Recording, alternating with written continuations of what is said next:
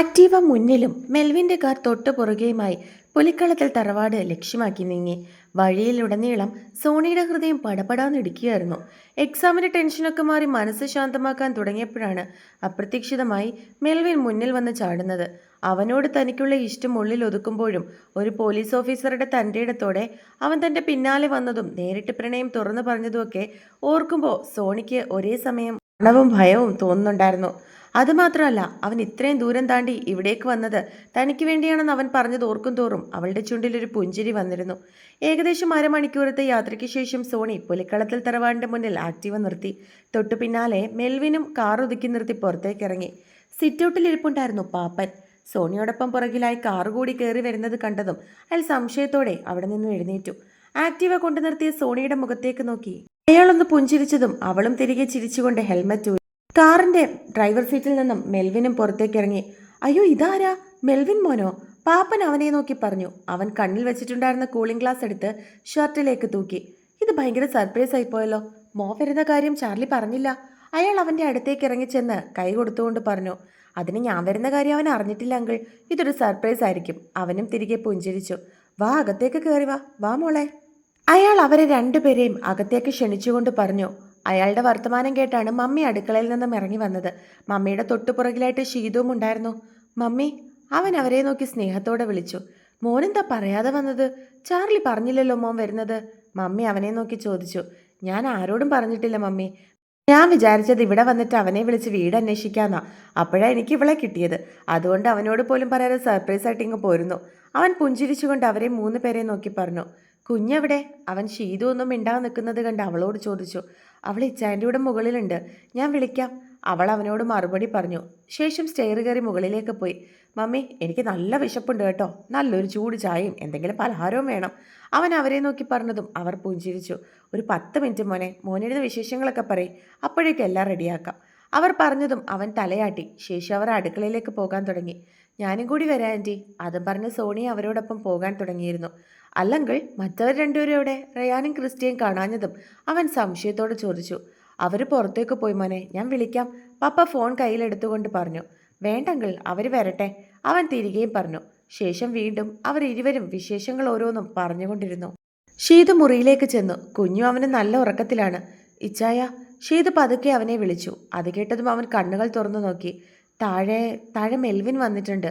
അവൾ അവനെ നോക്കി പറഞ്ഞു. മെൽവിനോ? ചാർലി പെട്ടെന്ന് കട്ടിലിൽ നിന്നും എഴുന്നേറ്റു. അവൻ ആകെ ഞെട്ടിപ്പോയി. ഒന്നാമത് അവൻ വരുന്ന കാര്യം ഒട്ടും ചാർലി പ്രതീക്ഷിച്ചിരുന്നില്ല. മാത്രമല്ല, അവൻ എങ്ങനെയാണ് വീട് കണ്ടെത്തിയെന്നും ചാർലിയെ അത്ഭുതപ്പെടുത്തി. അതെ, സോണിയുടെ കൂടെയാണ് വന്നത്. ഇച്ചാനെ കാണാൻ വന്നതാണെന്ന് പറഞ്ഞു. മമ്മി താഴെ ചായ ഉണ്ടാക്കുക, വരാൻ പറഞ്ഞു. അവൾ അവനെ നോക്കി പറഞ്ഞു. ആ, ഞാൻ ഇപ്പോൾ വരാം. അവൻ തിരികെ അവളെ നോക്കി പറഞ്ഞു. ശേഷം എഴുന്നേറ്റ് മുഖം കഴുകാൻ പോയി. അവൻ മുഖം കഴുകി ഇറങ്ങിയപ്പോഴും അവൾ കുഞ്ഞിൻ്റെ അടുത്തുണ്ട്. അവൻ ടവല് കൊണ്ട് മുഖം തുടച്ചിട്ട് അവിടെ നിന്നും പോകാൻ തുടങ്ങി. ഇച്ചായ, അവൾ വിളിച്ചത് അവൻ തിരിഞ്ഞു നോക്കി. അത് പിന്നെ അവൾക്ക് എങ്ങനെ അവനോട് പറയണമെന്ന് അറിയില്ലായിരുന്നു. എന്താ ഷിതു? അവൻ വീണ്ടും ചോദിച്ചു. എനിക്ക് എനിക്ക് അച്ഛനെ കാണാൻ തോന്നുന്നു.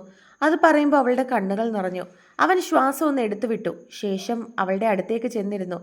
എനിക്ക് മനസ്സിലാവും നിന്റെ മനസ്സ്. ദേവനങ്ങൾ നാളെ വരും. ഞാൻ വിളിച്ച് പറഞ്ഞിട്ടുണ്ട് വരാൻ. അവൻ പറയുന്നത് കേട്ട് അവൾ അത്ഭുതത്തോടെ അവൻ്റെ മുഖത്തേക്ക് നോക്കി. താൻ മനസ്സിൽ കണ്ടത് അത് അവൻ എങ്ങനെ മനസ്സിലാക്കിയെന്നായിരുന്നു അവളുടെ സംശയം. അവളുടെ അത്ഭുതം നിറഞ്ഞ നോട്ടം കണ്ടപ്പോൾ ചാർലിയുടെ ചുണ്ടിൽ ഒരു നേർത്ത പുഞ്ചിരി വിരിഞ്ഞു. അവൻ പതുക്കെ കുഞ്ഞിൻ്റെ കുഞ്ഞു കൈകളിൽ തൊട്ടുകൊണ്ട് ഷീതുവിനെ നോക്കി. എന്താ ഷീതു, ഞാനിതെങ്ങനെ അറിഞ്ഞു എന്നാണോ നീ ആലോചിക്കുന്നത്? എൻ്റെ മനസ്സ് വായിക്കാൻ എനിക്ക് വലിയ ബുദ്ധിയൊന്നും വേണ്ടടി. ഇത്രയും വലിയൊരു മാനസിക വിഷമത്തിലൂടെ കടന്നു പോകുമ്പോൾ ഏതൊരു പെൺകുട്ടിക്കും ആദ്യം ഓർമ്മ വരിക അവളുടെ അച്ഛനെ ആയിരിക്കും. നീ അത് എന്നോട് ചോദിക്കാൻ മടിക്കുമെന്ന് എനിക്കറിയാം. അതുകൊണ്ടാണ് രാവിലെ പള്ളിയിൽ പോയപ്പോൾ തന്നെ ഞാൻ ദേവനങ്കിളിനെ വിളിച്ച് കാര്യങ്ങളൊക്കെ പറഞ്ഞത്. നാളെ രാവിലെ അങ്കിൾ ഇവിടെ എത്തും. ചാർലി വളരെ ശാന്തമായി അവളോട് പറഞ്ഞു. അവൻ പറഞ്ഞത് കേട്ടപ്പോൾ ഷീതുവിൻ്റെ ഉള്ളമൊന്ന് പിടഞ്ഞു. താൻ കാരണം അവൻ എത്രത്തോളം സങ്കടപ്പെടുന്നുണ്ടെന്ന് അറിഞ്ഞിട്ടും തൻ്റെ ആഗ്രഹങ്ങൾ മനസ്സിലാക്കി അവൻ പ്രവർത്തിക്കുന്നത് കണ്ടപ്പോൾ അവളുടെ കണ്ണുകൾ വീണ്ടും നിറഞ്ഞു തുളുമ്പി. അവളുടെ ആ നിറഞ്ഞ കണ്ണുകൾ കണ്ട ചാർലി പതുക്കെ അവളുടെ അടുത്തേക്ക് ചെന്നു. നീ കുഞ്ഞിനെ കൊണ്ട് താഴേക്ക് വാ, ഞാൻ താഴെ കാണും. അവൻ പറഞ്ഞതും അവൾ തലയാട്ടി. ഷീതു അപ്പോഴും കട്ടിലിരുന്ന് അവൻ പോയ വഴിയെ നോക്കുകയായിരുന്നു. ദേഷ്യത്തിനും പിണക്കത്തിനും അപ്പുറം ചാർലി എന്ന ഭർത്താവിനോടുള്ള ബഹുമാനം അവളുടെ ഉള്ളിൽ ഒന്നുകൂടി വർദ്ധിക്കുകയായിരുന്നു. അവൾ പതുക്കെ കുഞ്ഞിനെയും എടുത്തുകൊണ്ട് താഴേക്ക് നടന്നു. സ്റ്റെപ്പുകൾ ഇറങ്ങി താഴേക്ക് വരുമ്പോൾ തറവാടിന്റെ ഹാളിൽ അപ്പനോട് സംസാരിച്ചിരിക്കുന്ന മെൽവിനെ ചാർലി കണ്ടിരുന്നു. ഡാ മെൽവിൻ, ചാർലി പകുതി സ്റ്റെപ്പിൽ വെച്ച് തന്നെ വിളിച്ചു. ശബ്ദം കേട്ട് മെൽവിൻ പെട്ടെന്ന് തിരിഞ്ഞു നോക്കി. ചാർലി! മെൽവിൻ ചിരിച്ചുകൊണ്ട് എഴുന്നേറ്റു. ചാർലി വേഗത്തിൽ താഴേക്ക് വന്ന് മെൽവിനെ കെട്ടിപ്പിടിച്ചു. ആ കെട്ടിപ്പിടുത്തത്തിൽ ദിവസങ്ങളായി ഉള്ളിൽ കൊണ്ടു നടന്ന എല്ലാ സങ്കടങ്ങളും പകുതി അലിഞ്ഞു പോകുന്നതായി ചാർലിക്ക് തോന്നി. മെൽവിൻ ചാർലിയുടെ പുറത്ത് തട്ടി ചിരിച്ചുകൊണ്ട് അവനെ മാറ്റി നിർത്തി അവന്റെ മുഖത്തേക്ക് നോക്കി. പക്ഷെ ചാർലി അടുത്തു കണ്ടതും ഒരു പോലീസ് ഓഫീസറായ മെൽവിന്റെ കണ്ണുകൾ പെട്ടെന്ന് ചാർലിയുടെ മുഖത്തെ ആ ഭാവവ്യത്യാസം തിരിച്ചറിഞ്ഞിരുന്നു. ചാർലിയുടെ കണ്ണുകളിൽ വല്ലാത്തൊരു ശൂന്യതയും മുഖത്ത് സങ്കടത്തിന്റെ നിഴലും പകർന്നിട്ടുണ്ടായിരുന്നു. എടാ ചാർലി, എന്താടാ നിനക്ക് പറ്റിയത്? നിന്റെ മുഖം എന്താ ഇങ്ങനെ ഇരിക്കുന്നേ? മെൽവിൻ ചുളിഞ്ഞ നെറ്റിയോടെ വളരെ ഗൗരവത്തിൽ അവന്റെ കൈകളിൽ പിടിച്ചു ചോദിച്ചു. നാട്ടിൽ വെച്ച് കണ്ട സന്തോഷം ഇല്ലല്ലോ നിനക്ക്? ആകെ ഒരു വല്ലാതെ. നിനക്കെന്ത് വലിയ സങ്കടമുള്ളത് അങ്ങനെ തോന്നുന്നുണ്ടല്ലോ. എന്താടാ കാര്യം? അവൻ സംശയത്തോടെ ചാർലിയോട് ചോദിച്ചു. അപ്പോഴേക്കും അവളും കുഞ്ഞിനെയും കൊണ്ട് താഴേക്ക് ഇറങ്ങി വന്നിരുന്നു. മെൽവിൻ പെട്ടെന്ന് അത് ചോദിച്ചതും ചാർലി ഒരു നിമിഷം പതറിപ്പോയി. അവൻ എന്ത് മറുപടി പറയണമെന്നറിയാതെ അവന്റെ ചോദ്യം കേട്ടാണ് ഷീതുവും ഇറങ്ങി വന്നത്. ഷീതുവും അപ്പോൾ ചാർലിയെ തന്നെ നോക്കുകയായിരുന്നു. അവളുടെ സാമീപ്യം അറിഞ്ഞതും ചാർലി തിരിഞ്ഞ് അവളുടെ മുഖത്തേക്ക് നോക്കി. ചാർലിയുടെ ആ നോട്ടം കണ്ടപ്പോൾ അവളുടെ ഹൃദയമിടിപ്പ് ഒന്നുകൂടി കൂടി. ചാർലി ഒന്നും മിണ്ടാതെ ഷീതുവിനെ നോക്കുന്ന കണ്ടപ്പോൾ മെൽവിനും പതുക്കെ തിരിഞ്ഞ് ഷീതുവിനെ നോക്കി. അവളിൽ പെട്ടെന്ന് വല്ലാത്തൊരു മൗനം പടർന്നിരുന്നു. അവന്റെ ഉള്ളിൽ എന്തോ വലിയൊരു സങ്കടം ഉണ്ടെന്നും അത് ഷീതുവുമായി ബന്ധപ്പെട്ടതാണെന്നും മെൽവിൻ ഊഹിച്ചെടുത്തു. പക്ഷെ എല്ലാവരുടെയും മുന്നിൽ വെച്ച് ചാർലി അത് പറയാൻ മടിക്കുകയാണെന്ന് മനസ്സിലാക്കിയ മെൽവിൻ പതുക്കെ ആ വിഷയം അവിടെ വെച്ച് തന്നെ മാറ്റാൻ തീരുമാനിച്ചു. എന്താണ് നീ ഇങ്ങനെ നോക്കുന്നേ? ഞാൻ ചോദിച്ചത് നിനക്ക് മറുപടിയില്ലേ? മെൽവിൻ വീണ്ടും ചാർലിയുടെ തോളിൽ തട്ടി ചിരിക്കാൻ ശ്രമിച്ചുകൊണ്ട് ചോദിച്ചു. ചാർലി പതുക്കെ തന്റെ നോട്ടം ഷീതുവിൽ നിന്ന് മാറ്റി മെൽവിനെ നോക്കി ഒരു കൃത്രിമ പുഞ്ചിരി വരുത്തിയിരുന്നു. അതൊന്നുമില്ലടാ, നീ പെട്ടെന്ന് വന്നതുകൊണ്ട് അതിൻ്റെ ഒരു ഞെട്ടല്ല ഞാൻ, അല്ലാതെ വേറൊന്നുമില്ല. ചാർലി മെൽവിനോട് സത്യങ്ങളൊന്നും പറയാതെ ഒളിച്ചു വെച്ചു. അപ്പോഴേക്കും അടുക്കളയിൽ നിന്നും ചായയുമായി മമ്മിയും അവരുടെ പുറകിലായി സോണിയും ഹാളിലേക്ക് വരികയായിരുന്നു. അല്ലടാ, നീ എങ്ങനെയാ ഇവളുടെ കൂടെ? ചാർലി സംശയത്തോടെ അവനെ നോക്കി ചോദിച്ചു. നിങ്ങൾ ആരും ഇങ്ങനെ സംശയിക്കണ്ട. ഒരുപാട് യാത്ര ചെയ്ത് വന്നതുകൊണ്ട് എനിക്ക് നല്ല ദാഹം ഉണ്ടായിരുന്നു. വഴിയിലിറങ്ങി ഒരു വെള്ളം കുടിക്കാന്ന് കരുതിയാ ഞാൻ നിർത്തിയത്. വണ്ടി നിർത്തിയതോ ഇവള് പഠിക്കുന്ന കോളേജിന്റെ തൊട്ട് മുൻപിൽ. വെള്ളം കുടിച്ചിട്ട് ഇറങ്ങി വന്നപ്പോൾ ദേ പരിചയമുള്ള ഒരു മുഖം പെട്ടെന്ന് എനിക്ക് ഓർമ്മ വന്നത്. അങ്ങനെ ഞാൻ ഇവളോട് പോയി സംസാരിച്ചു. നിന്റെ അടുത്തേക്ക് വരുവാണെന്ന് ഇവളോട് പറഞ്ഞു. വീടറിയാമോ എന്ന് ഇവള് ചോദിച്ചപ്പോൾ ഞാൻ ഇല്ല, നിന്നെ വിളിക്കണമെന്ന് പറഞ്ഞു. അപ്പോൾ ഇവളാ പറഞ്ഞത് ഇവള് ചേച്ചിയെ കാണാൻ ഇങ്ങോട്ടേക്ക് വരുന്നുണ്ടെന്നും ഇവളുടെ കൂടെ വന്നോളാനും. എങ്കിൽ പിന്നെ അത് നിനക്കൊരു സർപ്രൈസ് ആയിക്കോട്ടെ എന്ന് കരുതിയാ നിന്നെ വിളിച്ച് പറയാഞ്ഞത്. ഇപ്പം എല്ലാവരുടെയും സംശയമൊക്കെ മാറിയല്ലോ. എല്ലാവരും സംശയത്തോടെ അവരെ നോക്കുന്നത് കണ്ട് അവൻ ചിരിച്ചുകൊണ്ട് പറഞ്ഞു. എന്നാൽ അവൾ അവന്റെ മുഖത്തേക്ക് കുറുമ്പോടെ നോക്കിയായിരുന്നു. കാരണം അവളെ കാണാൻ വേണ്ടിയാണ് അവൻ കോളേജിന്റെ മുൻപിൽ വന്നു എന്ന് പറയാതെ കള്ളം പറയുന്നത് കേട്ട് അവൾ നോക്കി നിന്നു. അവനാണെങ്കിൽ ആരും കാണാതെ അവളെ നോക്കി കണ്ണ് ചിമ്മിയും കാണിച്ചു. കണ്ടില്ലേ കള്ള പോലീസിന്റെ കള്ളം? എന്നെ കാണാൻ വേണ്ടി അത്രയും ദൂരം വണ്ടി ഓടിച്ചു വന്നു എന്ന് പറഞ്ഞിട്ട് ഇപ്പൊ വലിയ കാര്യത്തിൽ യാദൃശികമായി കണ്ടതാണെന്ന് പറയുന്നത് കേട്ടോ. അവൾ മനസ്സിൽ തന്നെ വിചാരിച്ചു. എന്തായാലും നീ ഇനി 2 ദിവസം കഴിഞ്ഞ് പോയാൽ മതി. ചാർലി അവന്റെ കയ്യിൽ പിടിച്ചുകൊണ്ട് പറഞ്ഞു. 2ഒന്നുമല്ല, ഞാൻ എന്തായാലും 3-4 ദിവസം കഴിഞ്ഞിട്ടേ ഇവിടുന്ന് പോകുന്നുള്ളൂ. എനിക്കിവിടെ കുറച്ച് കാര്യങ്ങളൊക്കെ ചെയ്തു തീർക്കാനുണ്ട്. അത് പറയുമ്പോൾ അവൻ നോക്കിയതോ സോണിയുടെ മുഖത്തേക്കായിരുന്നു.